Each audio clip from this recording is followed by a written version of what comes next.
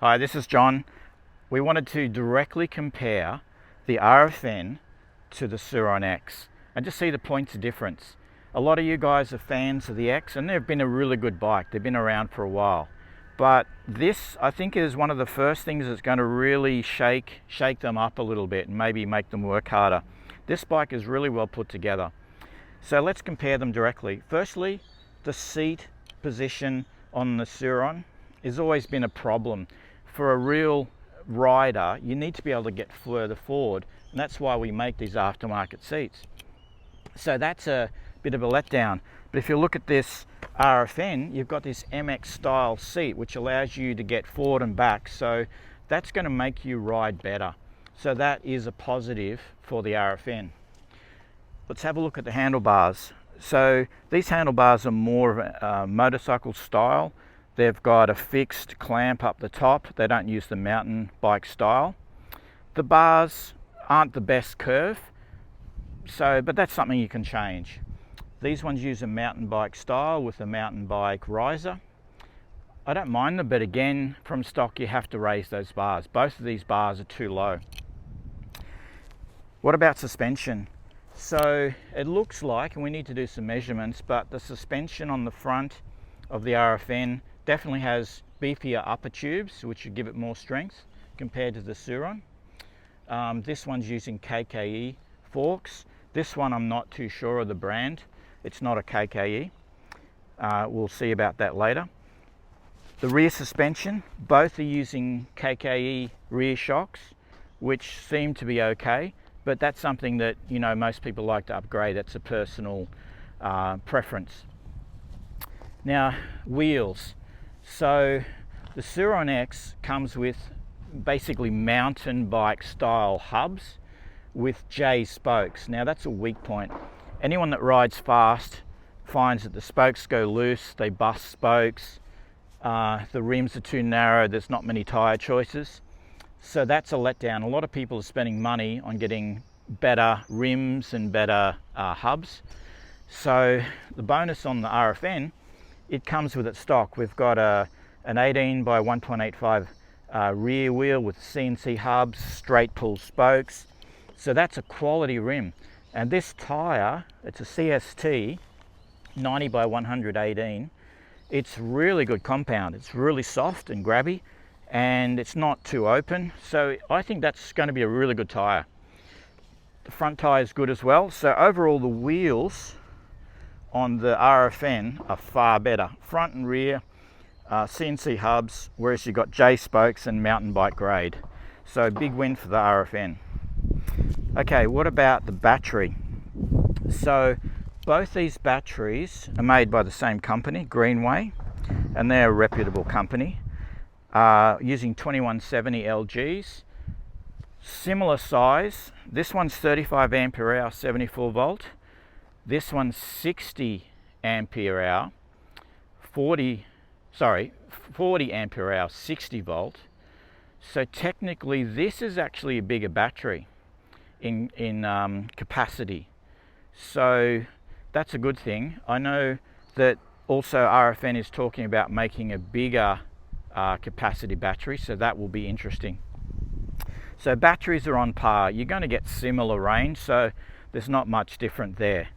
As far as the motor goes, if you have a look at this motor, this is where it gets completely different. So the Surron has a primary drive, so it's a primary belt drive. Now we often break the belts, which is a weakness, and they're really hard to change. So it has a primary drive and then a chain drive. If you look at the RFN, it has a direct drive link with the same chains 420. This one's running a 58 tooth sprocket standard. Now that's a bonus because you're not going to break belts. Now to achieve this, what they've had to do is redesign the motor. So this motor is physically larger in circumference, and the stator is a lot wider. So its torque output, because of the wider stator, is a lot higher. Now they're claiming, I think, 53 or 55 Newton meters of torque from the motor, which is significantly more than the Surron, but the Surron has the gearing to compensate. But we've had them out and on rabbit mode versus the fast mode, the sport mode on the X, almost identical. It's the rocket mode on this, which they're claiming is 11, 12 kilowatts. We'll yet to prove that, but it's definitely a lot quicker. Although the rocket mode is limited to 10 seconds, which is annoying. I'm sure they'll fix that very, very soon. So power-wise, very similar in the standard setting for this one compared to the max setting for this, but definitely the rocket mode launches a lot more. So that's a good thing. So overall performance, this one gets the nod, has a lot more potential. Now let's talk about looks, and that's a very personal thing. I think this, because I'm a motorcycle rider, this is far better looking than the X. That's very hybrid-y, mountain bikey, and that's okay. You know, in some cases that might be a good thing for you. What we have asked the factory is, can you produce a nice black version which is more discreet? So we'll put up some pics of that. So there is a batch of black ones on the way, which I think is going to be an absolute winner. So looks, I'll give the RFN the definite tick for that. As far as range goes, they're going to have very similar range.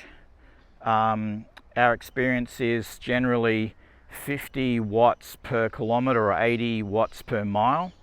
So 2.5 kilowatt capacity, or 2,500 watts. Divide your 50 into that, 50 kilometre range.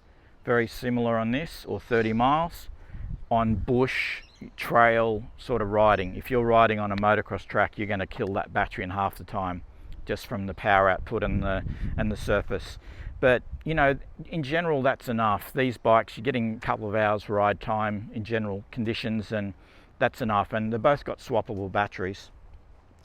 As far as the pegs go, this one's got more motorcycle grade stainless pegs. Weight, this one does weigh more, claiming around 65 kilo. You can feel it a little bit when you lift it up, but when you ride it, you don't notice it. I think it's the layout and the ergonomics. So I'll give that one a tick.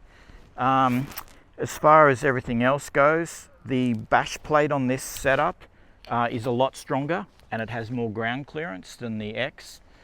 We obviously make the pro bash plates for the Surron, which it needs because it's quite easy to knock your motor. This one's definitely stronger, but we'll test it over time to see how that goes. So overall, this is a really good package. Out of the crate, far better value.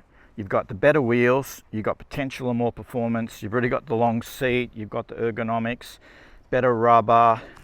You know, I think it's going to be a winner. So thumbs up to our RFN for doing a good job there. And I'm sure Surron, yeah, well, you can spend some money and upgrade it to get it to this level. So it's your choice. You might be a Surron fan and say no, but hey, this is definitely one of the first ones to be a viable alternative. Be really good to see how it goes with a bit more power boosted in, maybe some aftermarket controllers, 21-inch front wheel, change the risers and get some track time. So we'll give it some thorough testing and we'll update you as soon as we can, because we're pretty excited by this bike. So we'll talk to you later. Check out our website and let us know if you've got any comments. We'd love to hear from you.